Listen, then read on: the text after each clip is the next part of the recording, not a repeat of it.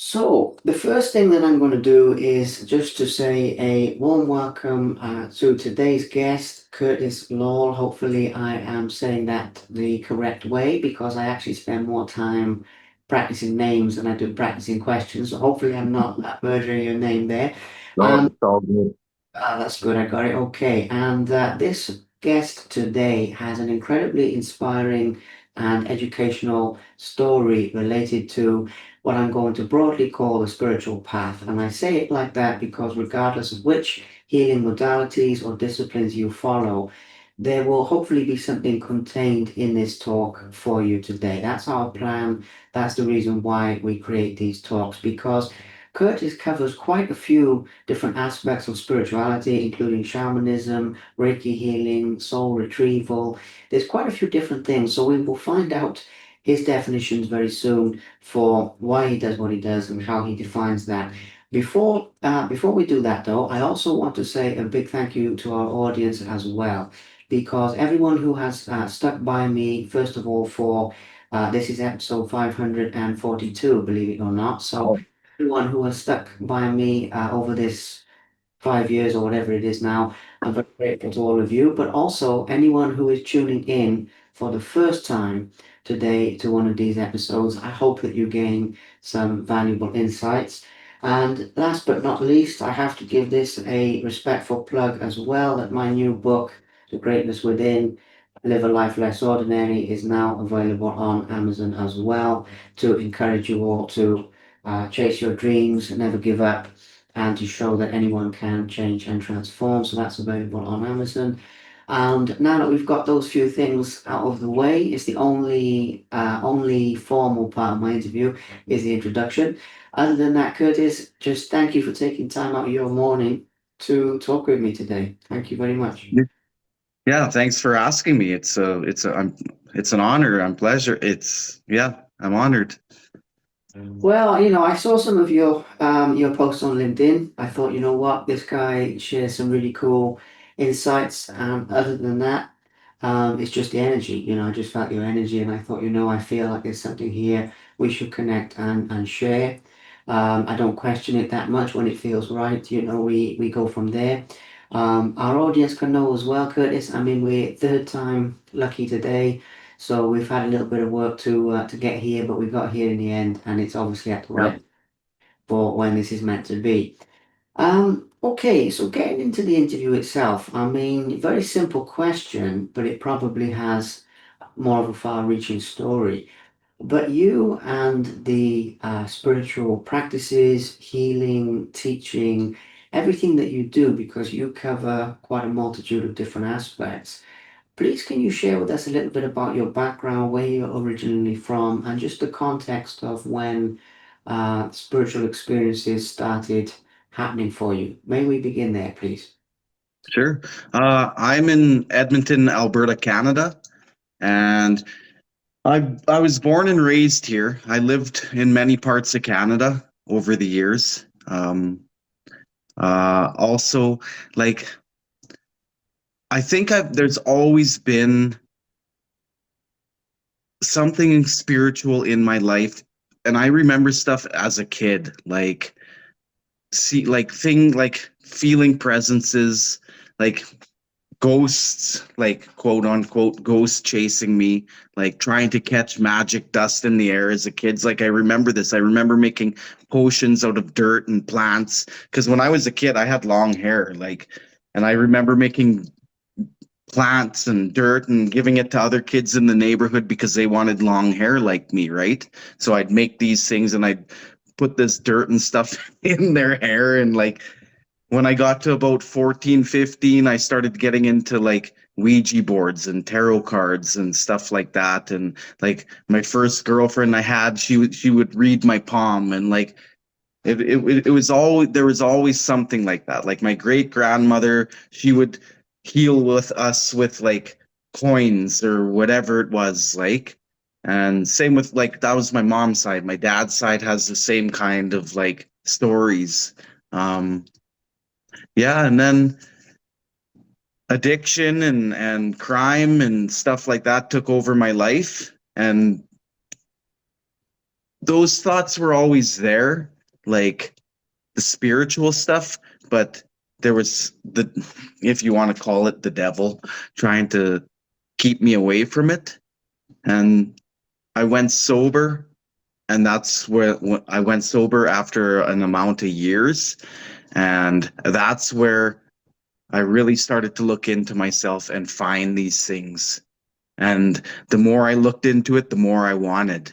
So any class that I could find, any book that I could find, any person that would talk to me about this, that's where I would get my information. And then I got my first drum, and that drum changed my life because I learned so much about myself and so much about the spirit world with that drum. And I've had many drums from then, and I tell everybody I talk to and meet and do work on, get that drum because it's going to change your life. And it doesn't matter what country you're from, what race you are, what religion you are. There's a drum everywhere in the world for us. They're just made out of different hides, different frames or whatever. But there's songs and rhythms for every one of us.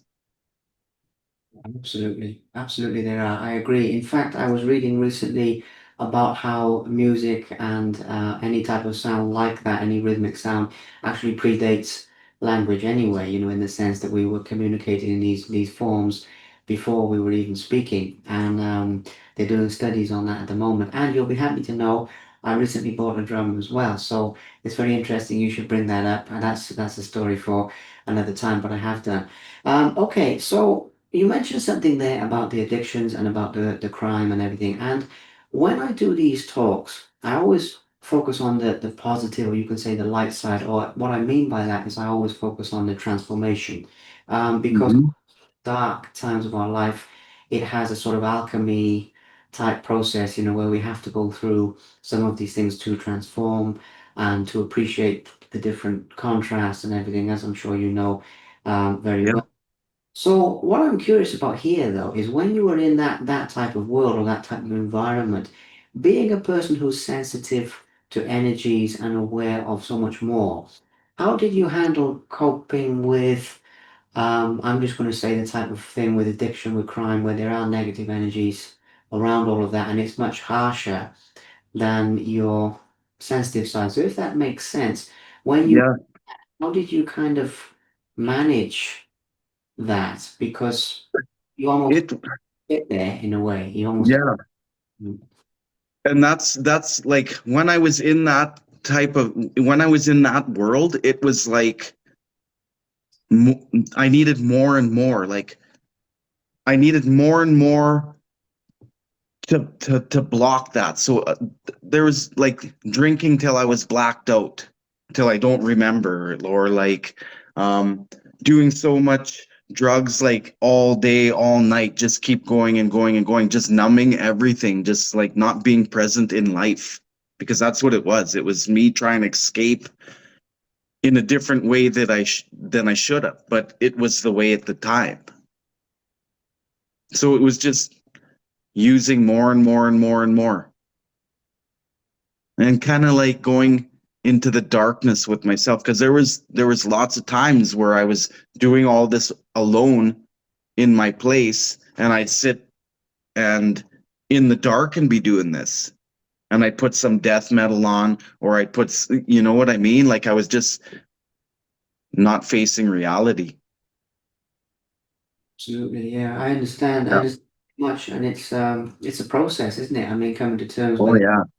discovering who we are, but especially managing the sensitivity, and I use that term very broadly, but managing our awareness, especially when we have more awareness or we've been tuned into more awareness for one reason or another, be it trauma or just being born that way. I mean, it can be hard to manage.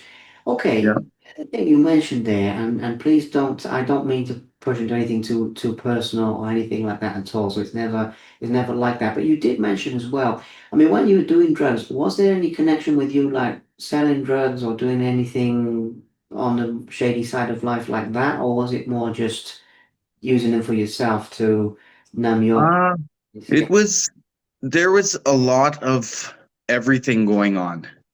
I don't like to get too detailed into stuff, but there was a lot of everything going on. Yeah. Don't Yeah. incriminate. Please don't do that. I don't want to get anyone into trouble on here. But no, I just okay. So that's quite a contrast. And the reason I'm asking the question is to set up for the contrast because this is part of the learning experience of the soul. Is to go through these different contrasts. I believe sometimes even things that seem to be polar opposites from a certain perspective. Okay, so with that process, when it came into starting to come back into the spiritual life, or for that matter, starting to come back into life in general, in the sense that, um, with the mindset aspect of this, you said there about the escape. And there must have been a time where you thought, okay, maybe if I keep doing this, I'm not going to make it at all. Or even if it was something more subtle, I'm coming back into Yeah. life, I've experienced, my feelings again and experience life again, etc. But in other words, in a nutshell, the process of recovery is what I'm asking here. When Hmm. did that start for you? What was the first spark of thinking, you know what, I need to change my life, I need to do. There, there was a whole, the last, probably the last year that I was doing whatever I was doing, that last year, it was just like one thing after the other, one tragedy after the other. Something like it just kept going and going and going, and it was affecting me. It was affecting my family. Um, then one day I woke up, like so many events happened in that last year. Like I put in the hospital, put in handcuffs, like whatever it was. So many events happened that last year, and then it was one day I woke up and I was like, I'm done with this. Like that's it. Like no more of this ever. Like I can't handle this. And like I would go and see my mom and my dad, and my mom would be crying, and it was just like I don't want no more tears from my mom. Like no more of this. My dad was always worried. Like people were worried, so I needed to straighten my life out. And I that day, like I told my dad, I said, I'm done with this. I says, I'm done. I'm not doing no more of this. And that day was the first day that I stopped that. I relapsed once a month later, and for one day, and after that, it's never again. Never looked back that way. Wow. That is And amazing.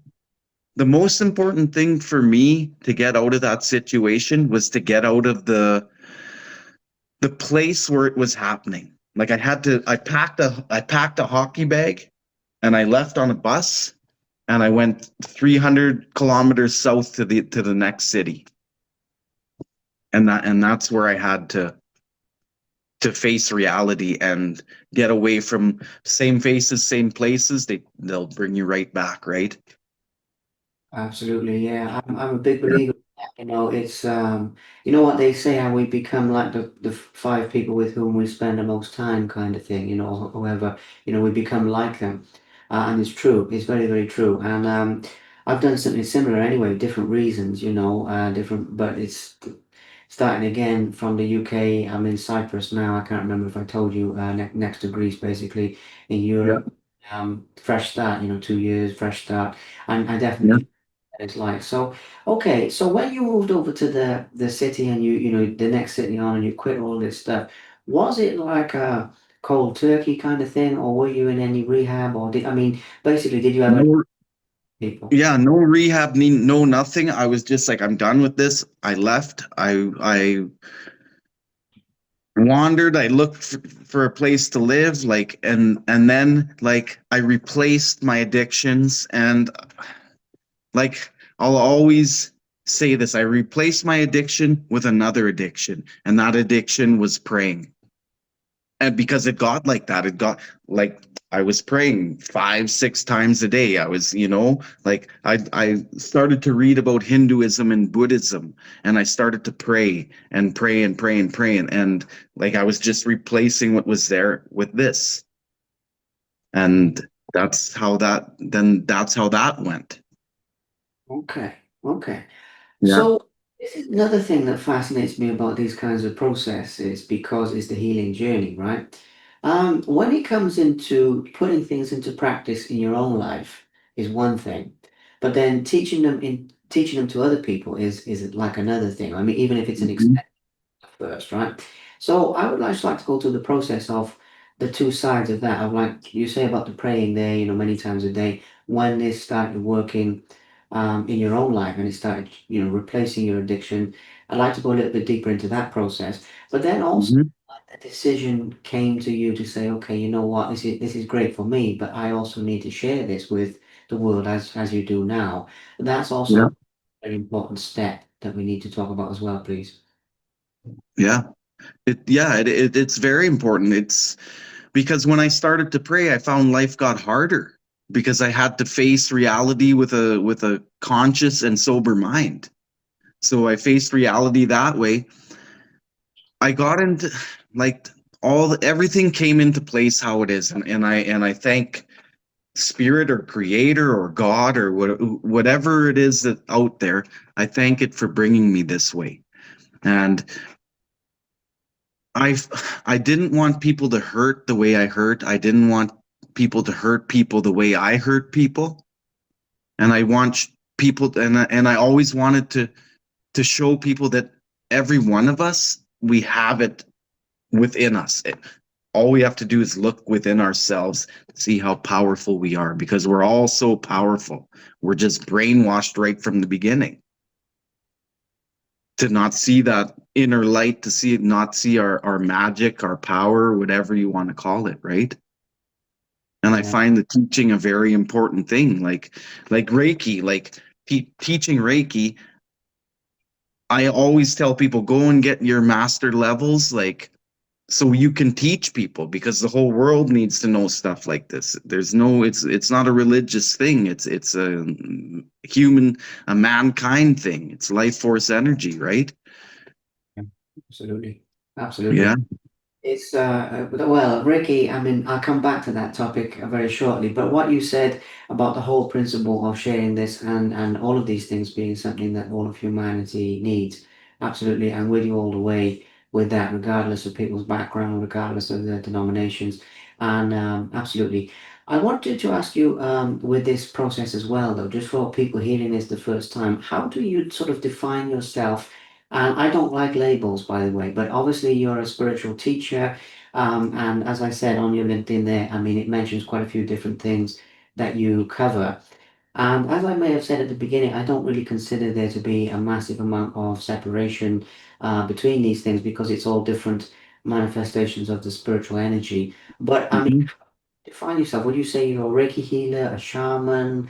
I mean, how do you Mhm. break that I down? don't I don't call myself nothing because I was taught you don't call yourself nothing. Like if you're helping people, you're helping people. Like you're never supposed to call yourself a shaman. You're never supposed to call yourself a healer. Like it's for other people to call you. And like I don't have advertisements or nothing like that. Everything I do is word of mouth. I just went on LinkedIn just to do it years ago, and I haven't changed nothing on there.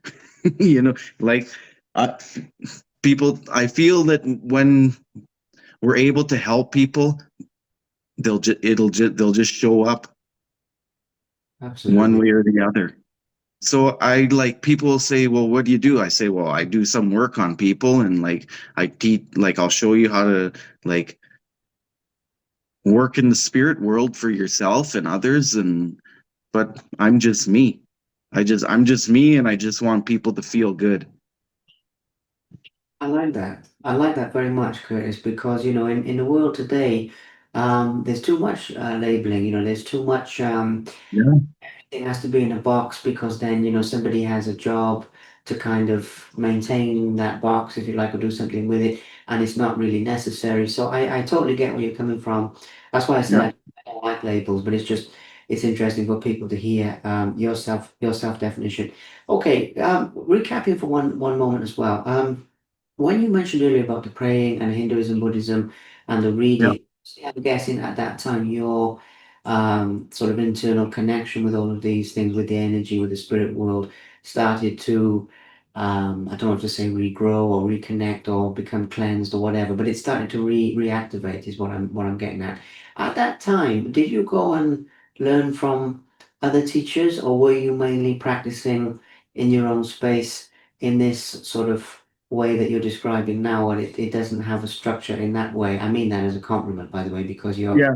with where spirit flows you to go. Or were you also going and learning from any other practitioners at that time? In the beginning, I went into solitude.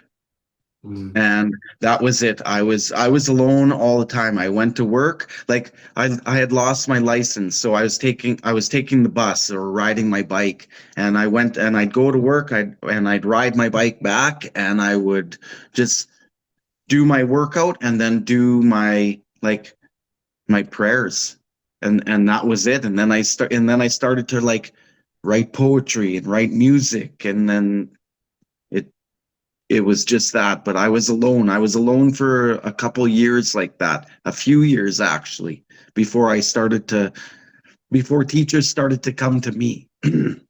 I was, yeah, and that's I was just going the ways that spirit was guiding me, That's learning patience with myself.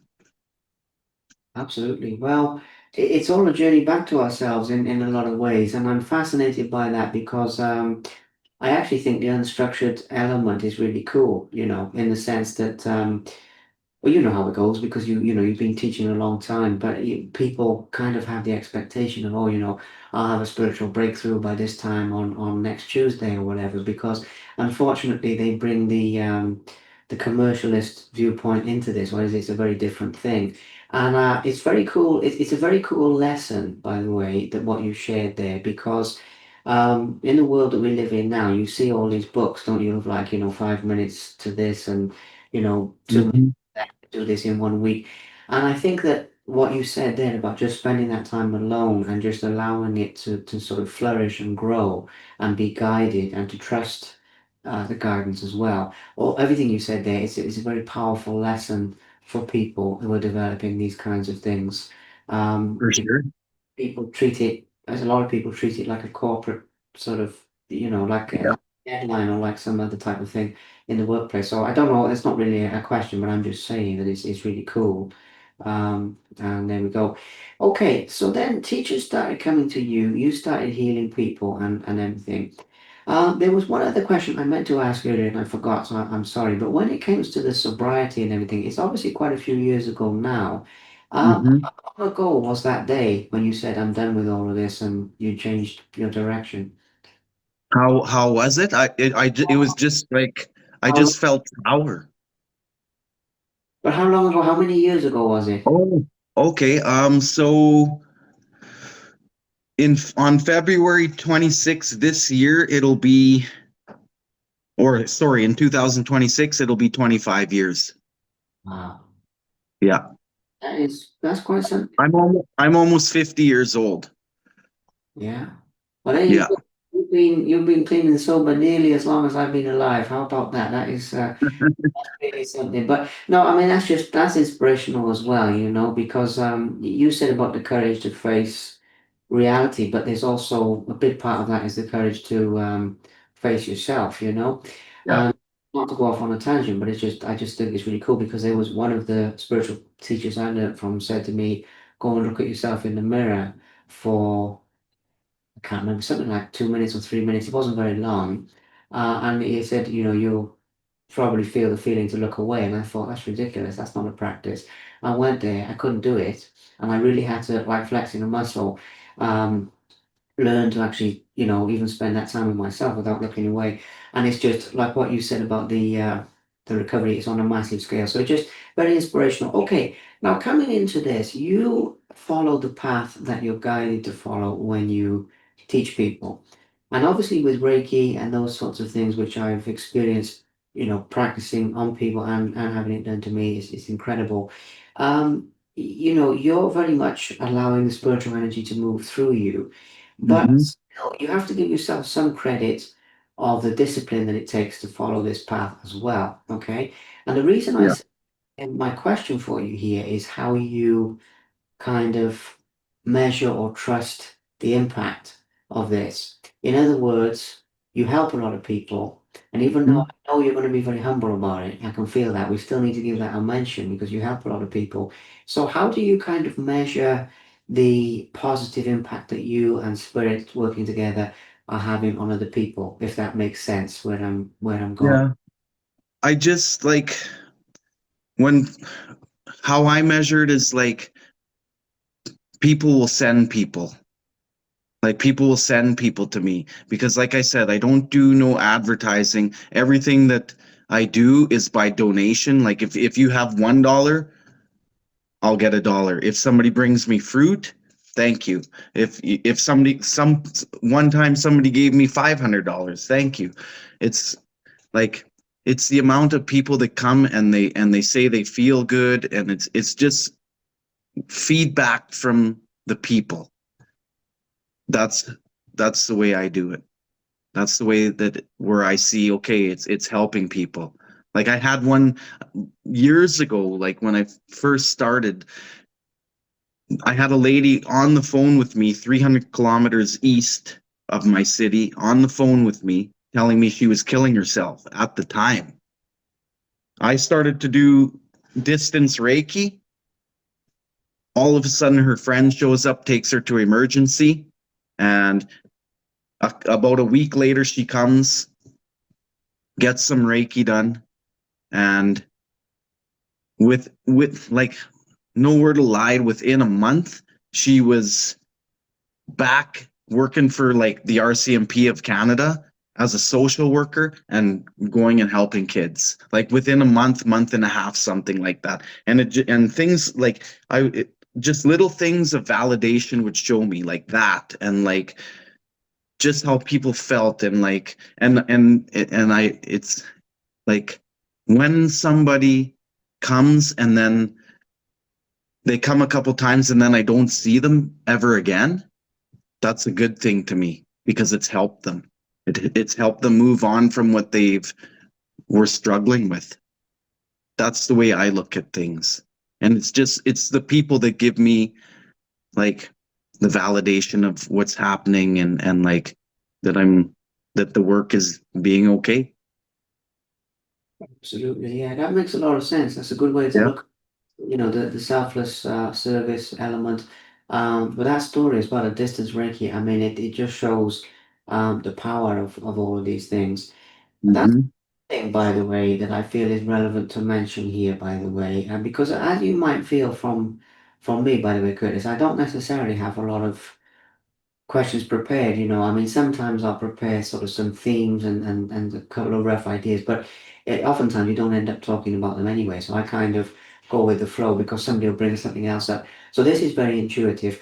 And one of the things I feel very drawn to with you is doing this in a sort of basically in a city or in a more built up or more urbanized or a bigger area because I would have thought that was kind of obvious, but the feeling I get here is that people still have this expectation of, going into the jungle, going into some remote place, but you're Hmm. dealing with very, gritty sort of issues and urban problems. And I'm curious what challenges you faced and how you've overcome them in terms of presenting spirituality to people in an urban environment. I suppose that's the best way I can think to put Yeah. Yeah. it, Shell. Yeah. I've gotten a lot of like, oh, you and your voodoo, or you know what I mean? Like I've gotten all kinds of like people saying stuff, making fun of it or whatever, but it bounces off of me. It doesn't even matter. I worked on like I don't eat meat. I worked on the drilling rigs in Alberta. Yeah, and I've heard it all because of being a vegetarian or like nothing touches me anymore. So it's like it's that. And then like I've done addictions counseling and I've brought in this into the addictions and like the system doesn't want it. So the system doesn't want it, but there would be ways where I would hide it and do it. Like I'd go in the middle of the night into these harm reduction places and I would take the guys downstairs and I'd drum for them and I'd like songs would come out and I do Reiki for them and you could see them getting better. Like there's always something that's gonna try and stop the spiritual. work from getting done. And it's that, like, there's 1.2 million people in my city, in Edmonton here. So like if it reaches 1,000 people, good, because then 1,000 more off of those 1,000 will come, and then 1,000, like, I don't know if I'm answering your question right, but it's just, it's people's attitudes. Like, money has a lot to do with people, like, in our city. Like, money blinds people, I feel. Oh yes, yes it Yeah, does. and I feel it blinds people from spirituality. Yes it does. Yes it does. Yeah. Okay, and no, I mean you answered the question very well. I mean that's what I'm saying because the other thing, when I'm trying to encourage people to embrace their gifts, which is what I'm trying to do with this, is actually the same thing. By the way, what you said there about the 1,000 people, we put this out there, and some people watch it, some people listen to it. I don't know how many, but it'll be the right ones at the right time. And excuse me. What's beautiful about this is you put a podcast out there, somebody might watch it today, but somebody might watch it, 5 years from now, and they might not be ready at all today, but then maybe a few years from now, like I found you on LinkedIn, you said, you haven't even changed nothing on there, and it's still there. Yeah, yeah. It's the right time. So it's the same thing, but no, I mean that's what I wanted to get at was I just had that feeling that being in the urban environment and the opposition because I don't want to give people the idea that it's all sunshine and rainbows either when you embrace your gifts because it's also some trouble even though it's a beautiful path, and it's a similar path that I'm on by the way as you probably figured by now, but it's Mhm. I understand it, but it's very much about that. And there's the only other thing I have to say, or I feel drawn to say with that, with the critics, I mean, if people fear something they don't understand, like they say about voodoo or they say about this type of stuff, uh, that's just pure ignorance. If someone were to challenge you on the basis of saying, okay, before now when you were doing the drugs, you didn't want to face this, and what if, like reality in the world, and what if somebody were to say to you, well, look, Curtis, is this another way of not facing the harshness of life. And somebody who doesn't believe in this stuff. Yeah, because that's just the other thing I want to do with this is I want to challenge um people's doubts because a lot of people want to believe in stuff, but Mhm. they hold themselves back. So there's a lot of people who feel the Yeah. pull. So if somebody said, Pete, and I hope you don't mind me saying this, but if somebody Yeah, yeah, no. people like you, maybe you're not dealing with reality still, and have you considered that? What would you say to those people? And that's not my question. That's coming from some. That's Yeah, yeah. No, like, I am 100% in reality now. It's been 25 years, and I've faced my demons before I even put my hands on somebody. And like, and it's not like I'm doing this s- constantly 24/7. Like, I work full time. I do this on my days off or after work. I do this kind of work. So I'm facing reality every single day. I listen to my heavy metal. I listen to my rap music. I go snowboarding. I live life how I'm supposed to live it. I ride my motorcycle. I hang around the people I used to hang around. Like, I face reality every single day, and I try and make the world, the people, feel better every single day. well, you definitely do that. You definitely do that. But that's the thing, you see, because when people stand up with a message like this, Yeah. covering that part of it is really cool, really, really cool. Because that's the other thing, by the way. And the reason I'm asking that question is partly me, it's partly spirit, but it's also the fact that, preaching to the converted sort of only interests me to a degree, to be honest with you. It does Mhm. interest me because people who do a practice can deepen that practice. People who've had an experience can understand that experience better. But actually, also, a big part of this is to sort of encourage people who feel that there's something more, but they don't know what it is. That's my reason for asking that question because I hope that then some more people will think, you know what, I can start to, even if Yeah. they're dipping their toe in the water, they can start to think, okay, I'm not crazy. Because isn't that the one of the biggest barriers? Okay, what is your job? I al- I also will never push nothing. Like, when I talk, like, let's say I go to work, and somebody's talking about something, I put out, like, I'll say a couple things and that's it. And if it's not received by them, I ain't gonna be keep pushing it. It's not their time for that. But Mm, if people start talking with me back, then I engage. But I'll yeah. never be like, oh, you should do this, this, this, this. Just like with the work I do, I'll never be like, oh, you should come every single week. People will ask me, when should I come back? I says, when you feel like it. Mm. It's up to you. It's your walk in life. I understand. I understand. Mhm. Well, not to go off on a topic here, Curtis, but I mean, I used to work primarily with professional athletes years ago, right? And I Okay. a lot with professional fighters as well. So you can imagine having some of these conversations in like, with those kind of guys. And yet even there, some of them really wanted to know, even some of the toughest people, they still wanted to know.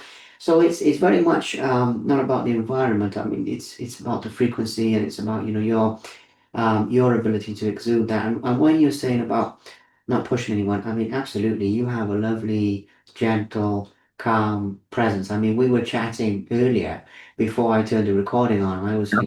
thinking, no man, I gotta remember we need to do an interview here. I mean, I could just talk to this guy about like what's been going on, and we were just chatting about stuff. So you definitely put that bubble of safety out there, and I think that people will feel that even when they listen to this.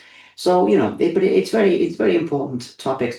I was going to ask you, by the way, if you don't mind me asking, what is your job outside of this with the healing and all of that kind of thing? What? Oh, I've been a welder, I've been a addictions counselor. That's pretty much it. But yeah, that's it. I've worked in many industry. I've worked in underground mines, on drilling rigs and refineries, harm reduction places, like you name it. I like with welding, I've been all over Western Canada working in camp, in like in work camps, whatever it is, addictions. And then I was like, I don't want to breathe this anymore. I don't want to poison my body anymore. So I got out of the welding. I was a welder for 22 or 23, 24 years, something like that. Mhm. Then I got out of it, got into the addictions. That's cool. That's cool. Well, I mean, the addictions is great work, obviously, and that fits Yeah. with it. But yeah, the welding. I mean, so you understand very much about what I'm saying, with the whole macho kind of Yeah, culture. 100%. That was. And that's where I started doing my first Reiki sessions. I was in camp in northern Alberta, and I would tell people, come and check this out, come and check this out. And they'd come. People would come to my camp room and I'd give Reiki in the camp room and they'd feel better. And that was it. And like a lot of times I'd be handing like crystals out to people. Oh, I feel you, like you have to have it. Like I just felt things. I love that. I absolutely love that. I mean, in that environment, it's very, very cool. And I've got to say, just as a compliment to you, Curtis, that's something I love about you hearing this story is, how do I put it? I mean, going into those kinds of environments and sharing this takes a lot of courage, actually. And I know it's spirit guiding you and it's all of these things, but it takes courage. And when I had to break through that whole, machoism kind of, we don't talk about our feelings, all of that stuff that we're conditioned with as men, it was a big thing. And I just think that's really cool. And that's why I also asked you about the urban environment because you're not going into like the easy places, you're going into places where people really, really need this stuff and where they're less likely to have access in a lot of ways, and I think that's really cool. So okay, very cool, very, very cool. And that's a big reason why I do everything donation, because like the people who need it, Mm, how is somebody going to pay $120 an hour when they can't even put food on the table? yeah. Yeah. And like, I don't know, the main, like when I first started learning Reiki, the man went into the kingdom and did Reiki for the people for years for nothing. And I look at it that way. Like gifts are meant to be given and helped. There has to be an energy exchange, but yeah, the whole world needs it, and the whole world can't afford $100 or $200. No, absolutely. It's Yeah. yeah, very very small portion of the world that can afford Yeah. that. So yeah. And honestly, like working in the environments I worked and being in the environments I've been in, it's like everybody's looking. Mm. Every single person has some sort of heartache or wants to know the unknown or something or is curious about death, right? Mm. What's happening after death? Absolutely, absolutely. Yeah. Everyone, I think everyone has faced that question as well. However well they articulate it, everyone's faced like, okay, look, we're alive, we got here somehow, all of that stuff. Am I just in a world that's completely futile? Am I just, the world is cold and indifferent and things just happen to people for no reason? Or is there some kind of plan? Is there something that goes on? When I die, do I continue to exist? Is something guiding me? Yeah. Whatever. These kinds of absolute fundamentals, everyone has them, even from childhood onward. I mean, you said earlier about your childhood, and you had some awareness, some questions. I mean, Yeah. people, just whether they choose to go further into it, and certainly, I got caught up in a time in my life where I thought, you know what, maybe there is no rhyme and reason. And then I had experiences where I thought, okay, there definitely is. And it's like, there's no way around that. But that's the other thing with your stories that I relate with. I didn't necessarily go looking for spiritual things. It's more like they came looking for me, kind of. Hmm. And a lot of people go on the search, which is cool. I mean, there's nothing wrong with that Yeah. endeavor. I'll go on the search, go on the search. But I mean, from my experience, it was very much, it came looking for me. So, it's also, I found it quite refreshing today, by the way, to hear you say a similar thing where this was like always with you. And it sort of came looking for you as well. Okay. Now, with this, when it comes into the future, if you like, what we call the future and forward moving, the perception forward moving time. I would like to talk about this in terms of how you would like to continue to develop this because you're very happy doing what you're doing, you're being guided. But I'm just thinking, like, if you wrote some of this down, or if you did something like in a book or something, or if you did, I mean, I don't know how many talks like this you do, but you have a lot to share with people, and I'm just curious if in the future you have any plans like that to, not to commercialize it though, I'm not talking about that, but just to Hmm. um, maybe use some of the technologies we have now, like this kind of thing, for to spread the message even more, or if there's any. I don't know if to use the word goals, like aspirations or ways you see the path maybe slightly changing or flowing a little bit. In other words, I'd like to talk with you about your future, not just your past, basically. Yeah. That's it. I like for me, um, I I would write things and I would do like what we're doing here because I feel the word needs to be spread and words can help people, right? But I don't have a big plan because it's like I can't plan nothing because what like I'm feeling the intuition. I go with my intuition. And if one day my intuition's like, oh, I gotta, like, because I do rent a spot to do this work. And a lot of times, like, if my intuition is one day, okay, take everything out of there, close it down, that's what I'll do. Like, I tell people, I says, there's one thing you can trust in your life, and that's your gut feeling. That's your intuition. It'll never lie to you. And when you don't follow it, I always ask, what happens when you don't follow that feeling? And every single person has told me it goes sideways. And I says, yeah. So that's why you have to follow that energy because it's spirit. It's spirit talking to you. So that's like with me. This road will take me where it needs to take me. And I'll always continue to like the people that want to learn something.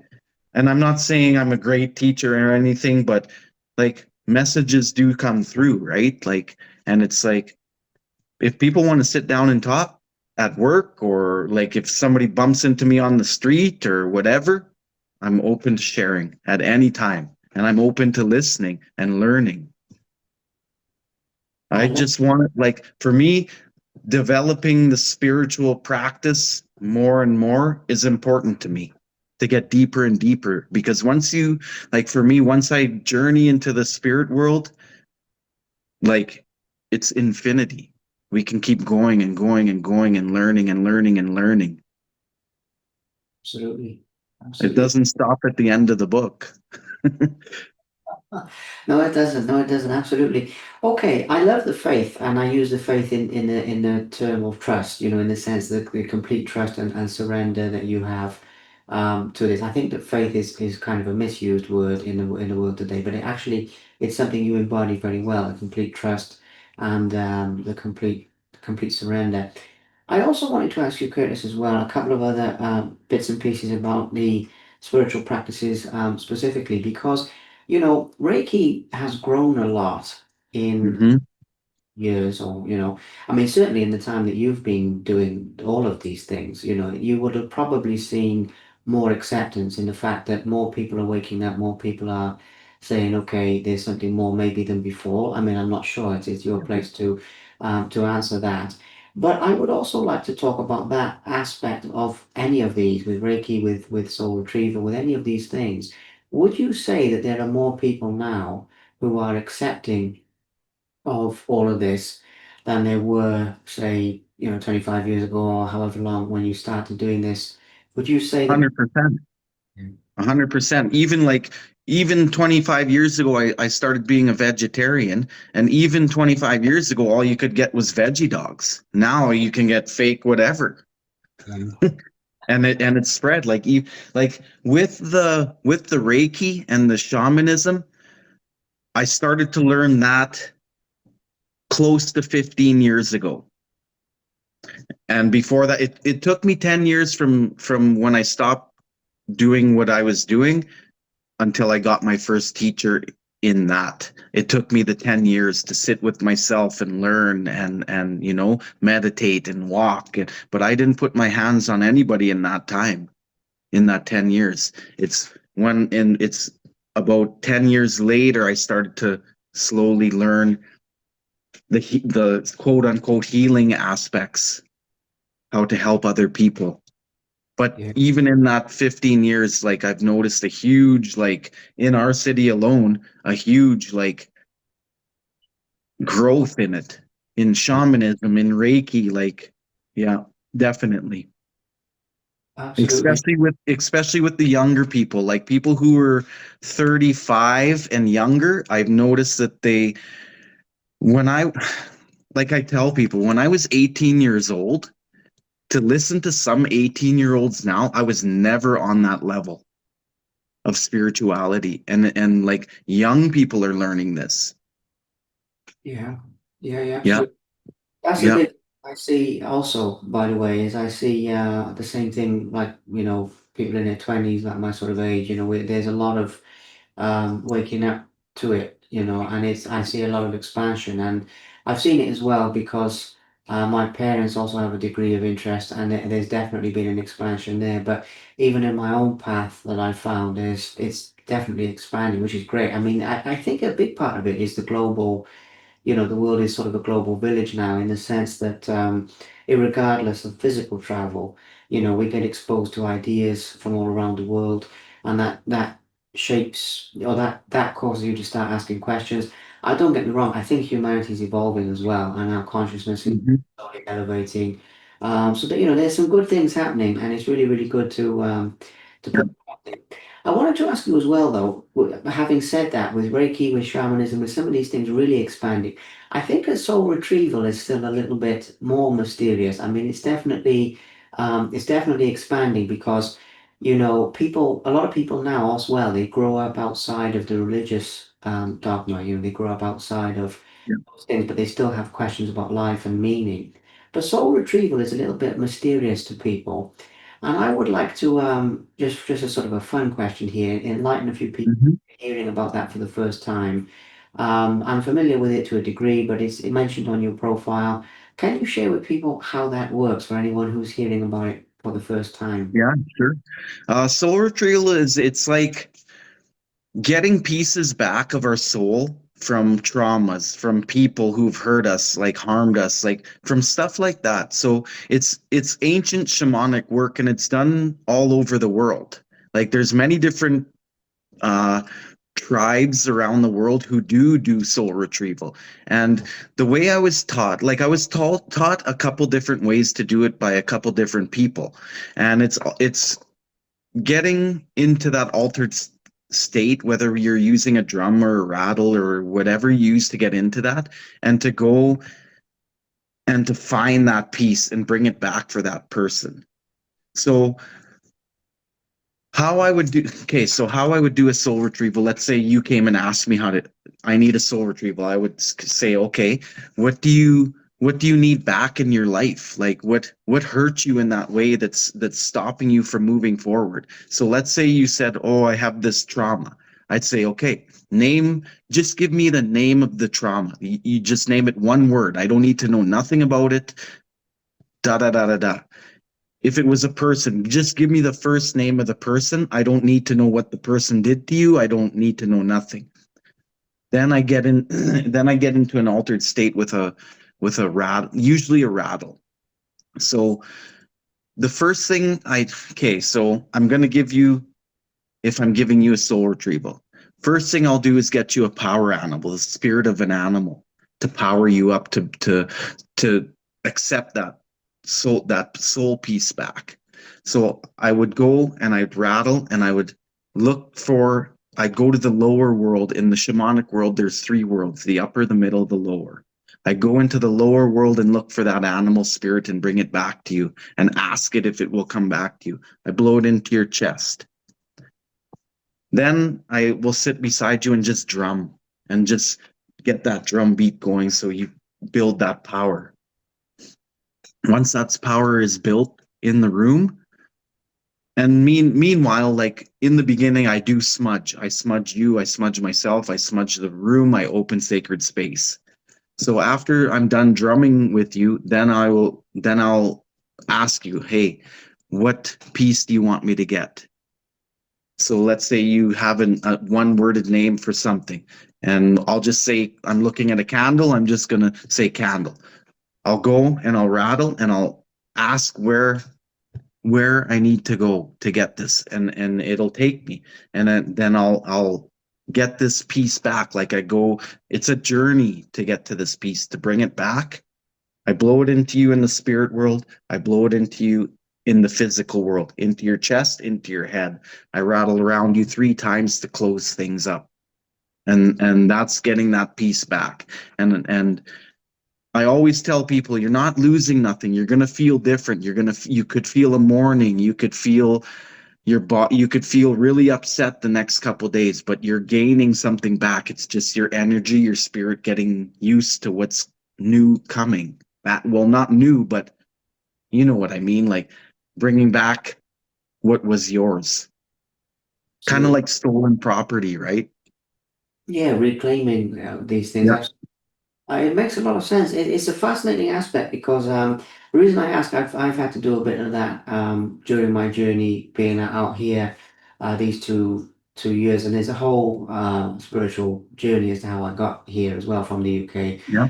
That's a story for another day. But soul retrieval has definitely been part of it, and it's very interesting. And I mentioned that because I just feel that it's still slightly mysterious. So that one is definitely gaining traction.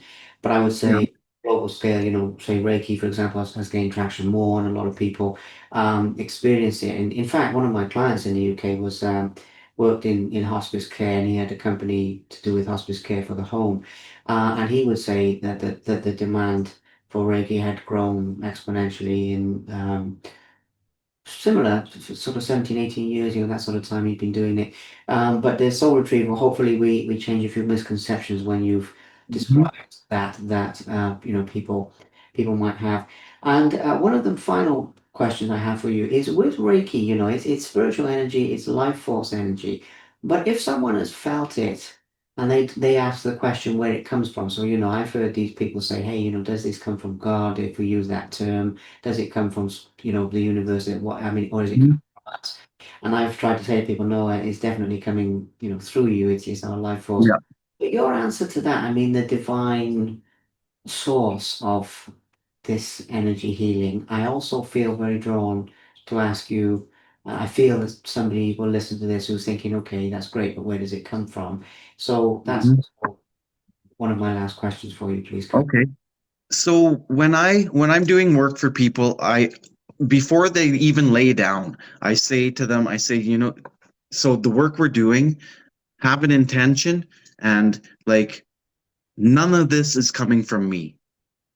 Whether it's Reiki, whether it's shamanic work, whether whatever it is, soul retrieval, integrated energy therapy, none of this is from me. It's from spirit. It's frequency, it's vibration. It's like a spiritual thing. It's I'm a straw, and what's coming through me is like the Coca-Cola, and it's like that, right? But more healthy than Coca-Cola. It's like coconut water. I love that example, though. I love that example. Yeah, it's true. It's very true, like a straw. Okay. Okay. Yeah, Okay. I like that. Well, I just felt, I mean, I personally, I must admit, I do understand that one, but I felt that there's people here who just, they need to know that and they need to, or yeah, even if they do know that, maybe they need to trust it a little bit more. I don't know. I mean, today, we're doing a small part of yeah. our piece of the puzzle.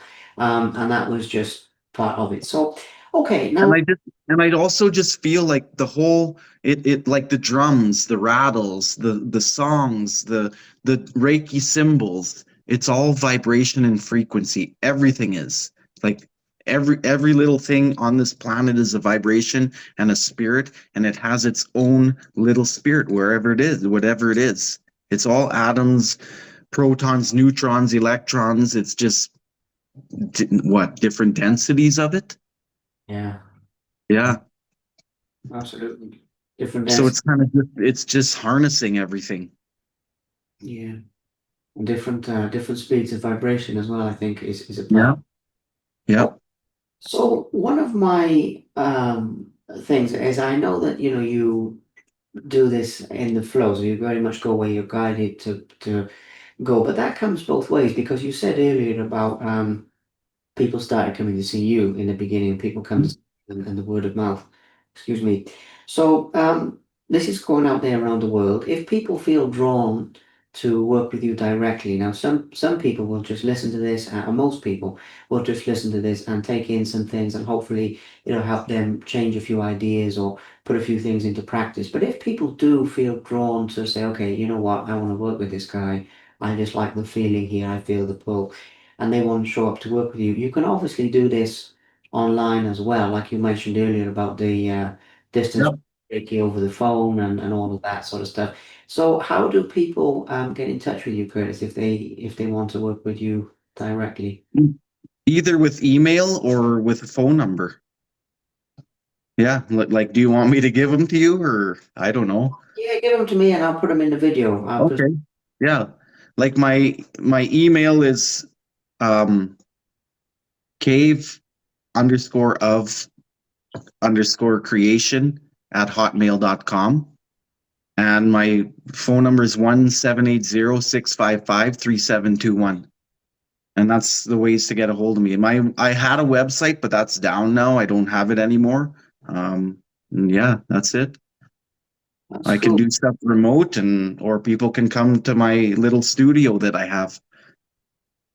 Absolutely. Well, I mean, I'm sure some people would be happy to travel there because, the whole concept of traveling for healing, that's another thing that's really gone up a level in recent years. But also, yeah, I mean, just if people are in other parts of the world, with this technology now as well, we have to include the possibility that some people will feel drawn to you in that way because, as I mentioned, you create a very lovely, safe and authentic space with even with this talking today, I mean, I can feel some healing effects talking today, by the way, just from being in your aura, if you like, even though we're thousands of miles apart. And it's like that Yeah. with spiritual teachers. I mean, when I've sat with some of the best, I use that very loosely, but some of the most authentic teachers, if you like, you learn something just from feeling their presence, just from being near them. You don't always have to speak lots of things. I mean, that helps. And with yourself, I definitely feel the energy here, even thousands of miles away. So it's an extraordinary thing with this technology. I mean, I use it every day, but I'm very thankful that it exists, and therefore, there might be people who reach out to you in that sense. But in terms of your story, what we've done today is we've shared some really wonderful, authentic aspects of the spiritual path, and I'm happy with that because we've had some fun stories, and we've had some education and some correct understandings.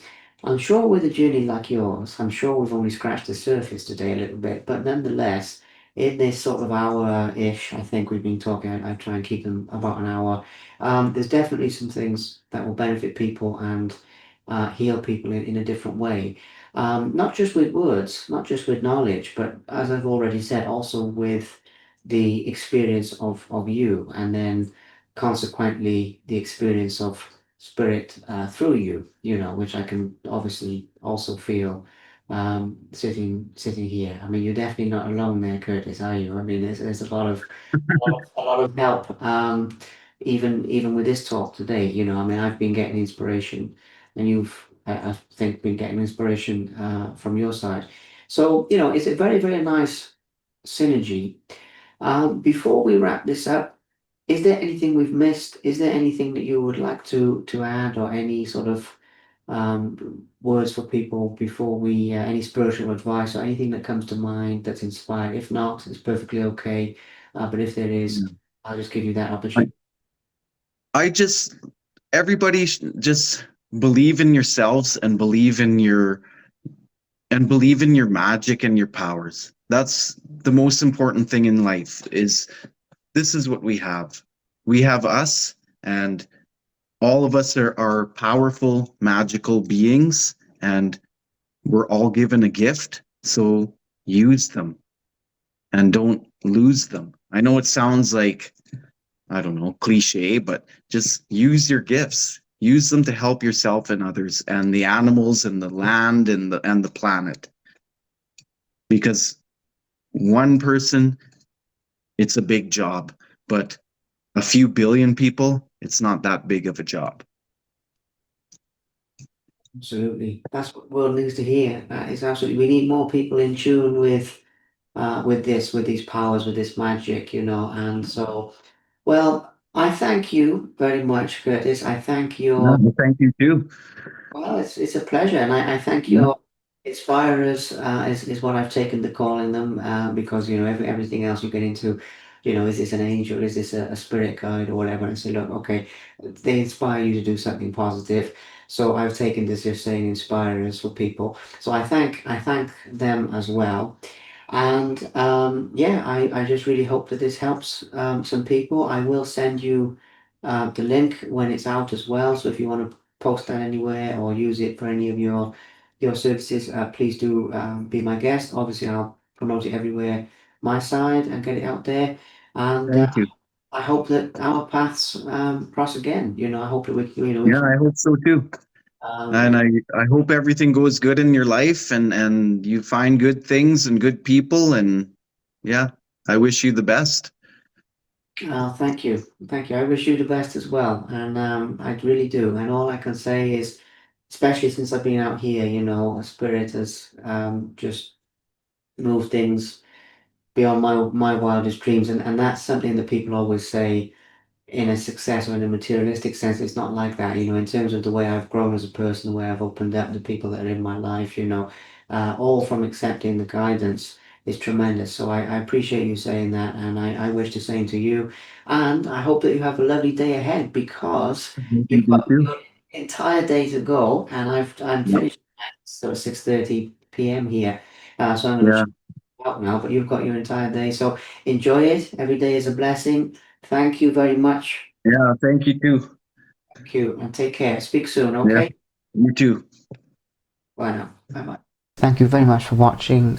Please subscribe to the Simply Inspired YouTube channel, and there'll be more videos coming soon.